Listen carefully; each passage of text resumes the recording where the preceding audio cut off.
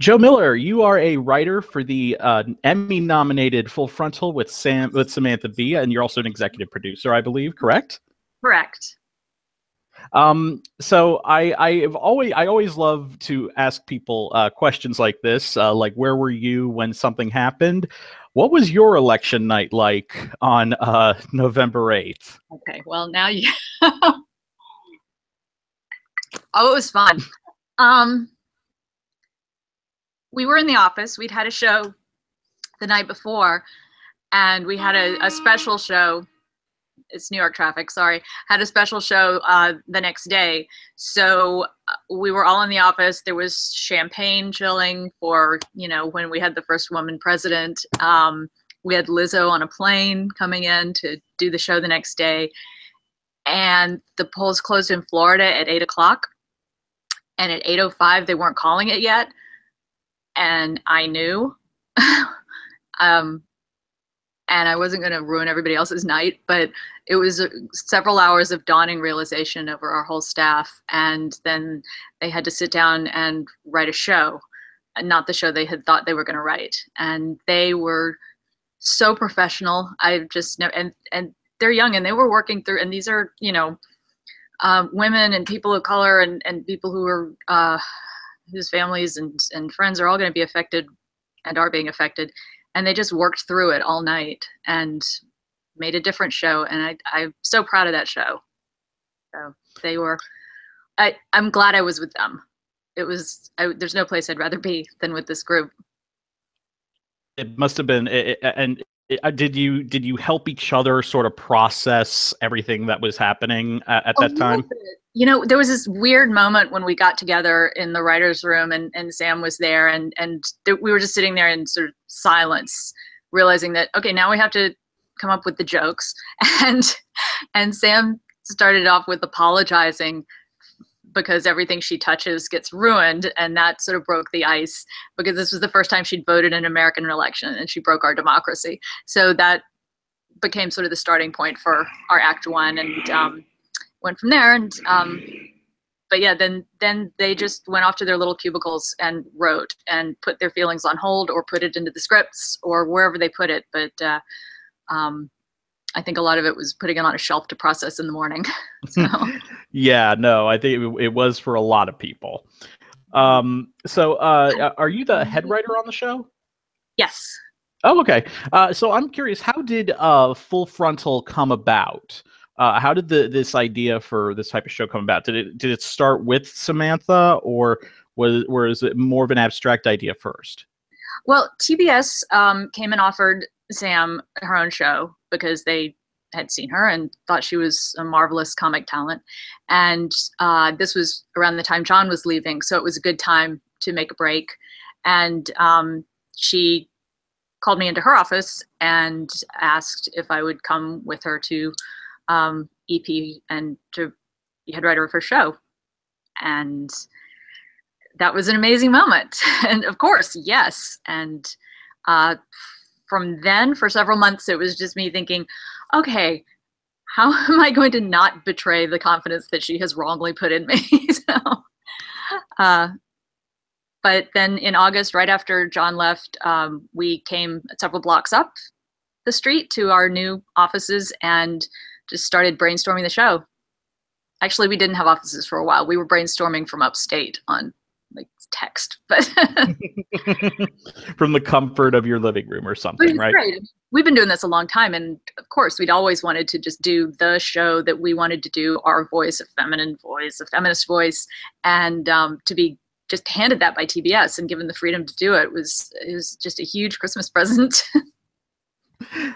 And so, now that I know where that came from, where did the idea for, because the show Full Frontal's nominated for several Emmys, but your special, not the White House Correspondents' Dinner, which I attended and it was wonderful. Oh, did you have fun? Yes, I did. I had a blast. It was wonderful. It really was great. I actually graduated from high school in that same area in DAR, so that was pretty fun, to see that come around in full circle.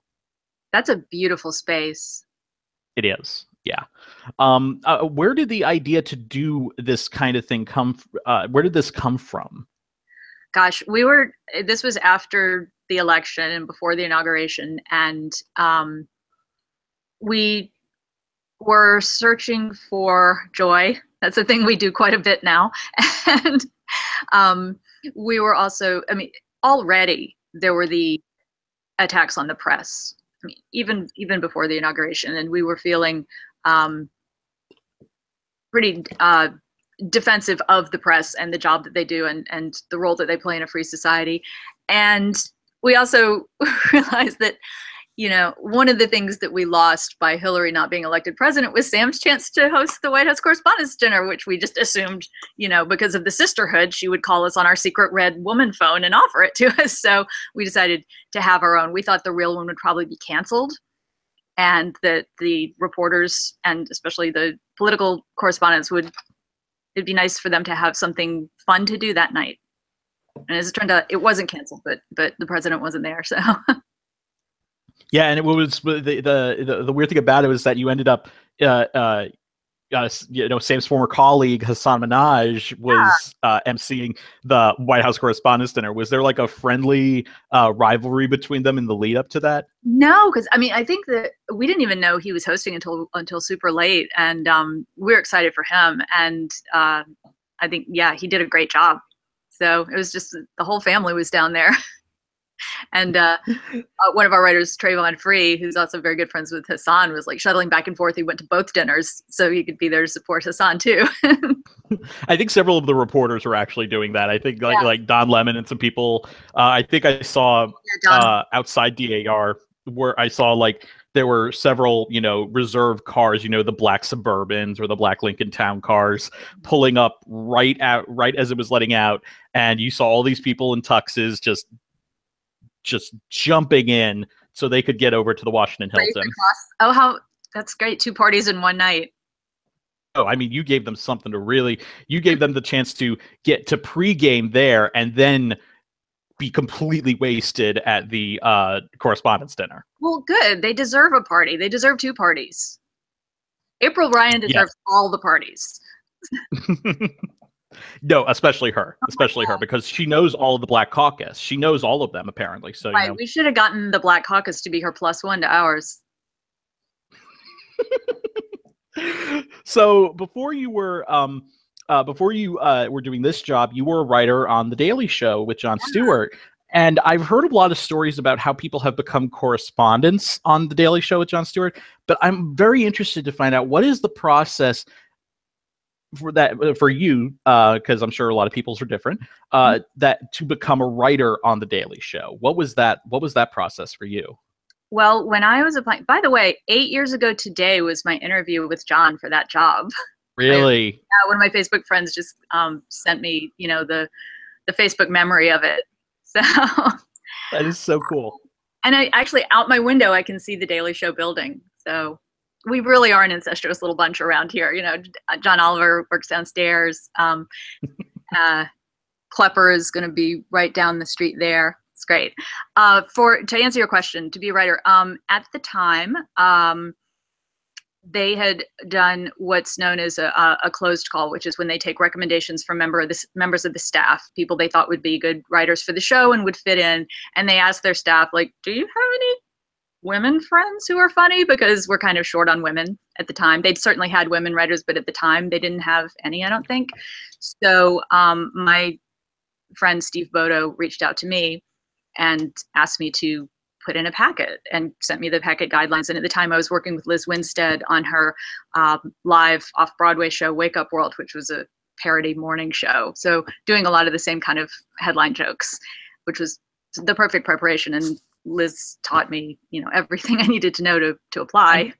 And she was one of the original creators of the show, correct? She created it. Yeah. So, submitted a packet, didn't hear anything for the rest of the summer, figured it was a no, and then got a call back, which is you submit a second packet faster on a topic that they'd given you. And what was it? It was, I did the Henry Louis Gates story. Oh, okay. The one I did. And I think, like, the word was that there was a little bit of like, do we want to hire her? She seems to have a lot of black rage. But but then I did my interview with John, and yeah, and met the folks there, met Rory Albanese, who was just here today, and got hired. And there were two women and one man hired in that group. So Hallie Hagland was hired at the same time as me, and Daniel Radosh. And that's, I mean, you do a packet. And really not glamorous. And so you become a part of this. And did you, I'm guessing this was 2010, 2009, something like that? Yeah. And so I'm guessing did you and Samantha, I'm guessing, did you meet there? Had you known each other before that? No, I had just been a fan. And so, yeah, that was I was very shy about meeting the correspondents that I had seen on television. But she was and is just such a talent powerhouse. And when you watch her interviewing people and watch her technique for getting what she needs out of them and being funny the whole time and giving the producers everything that they need to put together a really funny piece at the end, it's just like a master class in how to do it. And anybody who wants to do that job or wants to be a correspondent or an interviewer should watch like Samantha Bee's masterclass of interviews. So yeah, we met there, and not to mention her glorious one-woman shows she did for the Daily Show. Those were fantastic. Yeah, I watched the 5. Yes, that was yes. Jubin Parang, who works at the Daily Show. That really was him. He watches the 5 every day. that bit began with his daily emails about what had happened on the 5 and his following of like Dana and Secret Love. And well, did he also do the one for Morning Joe as well? Oh gosh, I can't remember who did the Morning Joe. Maybe Trayvon worked. I can't remember. Because now that one, yeah. Because now Joe and Mika are engaged, and I had no idea that was a thing. We didn't at the time. I guess that was sort of an open secret among New York journalists, but we weren't in on it. Yeah, no, I had no idea. And when I read the news, I was like, wait a minute, did Joe break up with his wife? I had no idea that he was even divorced at the time. So, I guess she was divorced, right? So they didn't make it public until that was taken care of. I don't know. Mm-hmm. Yeah. Yeah. And is there a Daily Show that you were especially proud of that you did, or was everything really just a collaboration between everybody? Well, there are a few. I always loved working on the Glenn Beck ones, and now I've met him and spent a day with him, and found a lot of things in common with them. Like, we had a lot of common ground to bond over. It was really mostly our shared hatred of Woodrow Wilson, but. Seriously, I spent an afternoon in Texas bonding with Glenn Beck over our hatred of Woodrow Wilson because of how racist he was. So that's a day of my life. I love my job. He's made a painting of Woodrow Wilson. He's an amateur painter. So he's made a painting that people tell him actually just looks like Stephen Colbert. So so I loved working on those. Those were a hell of a lot of fun, just giving John that performance stuff. I loved working on the big things like World of Class Warfare, that were things that made us incredibly angry. Rich people shitting on poor people and blaming them for society's problems disgusted us, and it was really satisfying to tear their logic apart. I remember one night I stayed up most of the night watching a filibuster in Texas, and I came in and I said, I watched the filibuster all night. Can I write on it? And Oliver was guest hosting at the time. He's like, yeah, go write a thing. And that was fun. And that was Wendy Davis, right? Yeah. And the thing on the NRA and how the NRA was cock blocking anti-poaching regulations I'm glad we got to do that. So. Yeah, those are some great pieces. And the amazing thing is, it's 6-7 years later, and I still remember these pieces that were done. And that's really nice, because I always think that our stuff is like toilet paper. Because I still quote Simpsons lines from 20 years ago, but who remembers? So do I. So I mean, there's a Simpsons line for every life situation, right? Oh God, yes, yeah. Absolutely. No, I mean, that is something I do incessantly. And now that there's actually a GIF website for The Simpsons, I like, whenever anyone puts anything on Facebook now, I just go to that website and I get my reaction from there and just post it in their comment section. There's always an appropriate one. Yep. I've been waiting to use the Marge line. I have to stop fantasizing about Lee Majors, but I'm working on that. There will come a time. Yes, absolutely. There will. So you guys are nominated at the Emmys this year. You're nominated in both Variety Series and Variety Special. With the Variety Series, you guys took an interesting step. You submitted, I believe it was the season finale of, or with where you have the correspondent go to Scotland, right, for a program. Yeah, the Amy Hoggart. Which is such a great piece. That steals the show for me. I love that piece. That's a Tyler Hall piece, and he and Amy spent time with some of the most interesting Trump haters I've ever seen, including the little girl who called him a cunt. It's just like, okay. Yeah. I would kind of love to do a follow-up. Or actually right now he's about to go spend 17 days on his golf course in New Jersey, and it's really pissing off the locals there because they can't, like, the airspace is closed. It's really messing with their summer vacation plans. So I almost want to send Amy to New Jersey. You should. Yeah. Hey, and if he was at his golf course in Loudoun or Manassas, it's actually in Fairfax County. It's in Manassas. You can't use the river launch. No, you can't use the Potomac, and you have all these people doing crew practice and rowing. There's a summer camp for children that can't use their launch when he's there, and it's because his golf course cut down all the trees, so now there's a line of sight. Asshole. Yeah, I know. Sorry, but that's yeah. Of course, he would find a way to ruin Northern Virginia somehow. And in the writing category, you submitted a different episode. You submitted, though, I believe it's the one with Bassem Youssef. Yeah, which episode did we submit for writing? That's the one with the deep state and the deep state and checking in with the resistance. I wore my deep state jacket today because it's cold. It's my. Oh, it must be nice to be in weather where a jacket is necessary. No, it's just necessary in the microclimate of our air conditioning. So, what led to the to choosing two different episodes for those things? Oh, we always do. I mean, we always did at the Daily Show. Just it really is just to give people more exposure to what we do when they get the DVD. In case people haven't seen the show, then they get 2 episodes to watch. So. Oh, okay, makes sense. So just one last question. I think it was last week, you guys did this great piece where you did a satirical piece at a liberal rally, at one of the resistance rallies, with all the people with the impeachment posters and everything. Yeah. And with the resistance from time to time. Yeah. Where did the idea come up to say, maybe we should do this? Oh, golly.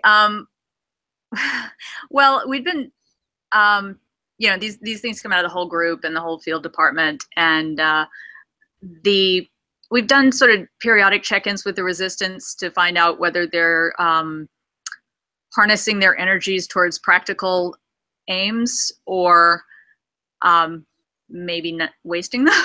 So, and God bless, honestly, most people I think are doing both. I think the people who are at impeachment rallies, most of them are probably also working really hard to get John Faso out of office, for instance. But the left certainly has its share of silliness, and the impeachment fantasy is something that I think people use to get them through the day, because the alternative is that we're only an eighth of the way through, or a 16th. And that's a hard pill to swallow when you have to get up every day and hear his voice, I think, for a lot of people, and watch people that, you know, families getting, sorry, it's my thing dinged. Sorry about that. You know, watching, you know, a kid get deported to El Salvador because he got into college here, and just every day brings a crop of fresh horrors. So impeachment is a nice fantasy. Preet Bharara was on Twitter yesterday asking, you know, why are people like wetting their britches over the impaneling of a grand jury? Folks, this is going to take a long time. And the response was universally like, we know, Preet, let us have our happy, like, let us have our moment before you tell us the truth from a lawyer perspective. We need this. So I get it. I get impeachment rallies, but they're dumb. Well, listen, Joe, I can't be shitting on Kamala Harris. Stop that. Yeah, no, we need to stop. No, seriously. Seriously. I mean, the optics of attacking a prominent Black woman are bad enough just on their own. It's no. Just stop eating your own. Period. Like that. You know, the right at least sticks together through their, you know, complete hatred of each other. Surely the left can have some solidarity while hating each other's guts. Let's hope so. Well, Joe, I cannot begin to thank you enough for this. This was great, and best of luck to you at this year's Emmys. Oh, thank you. Are you gonna be there? Yes, I actually will. Actually. All right. Well, holla. You've got my number, so. All right. Take care. All right.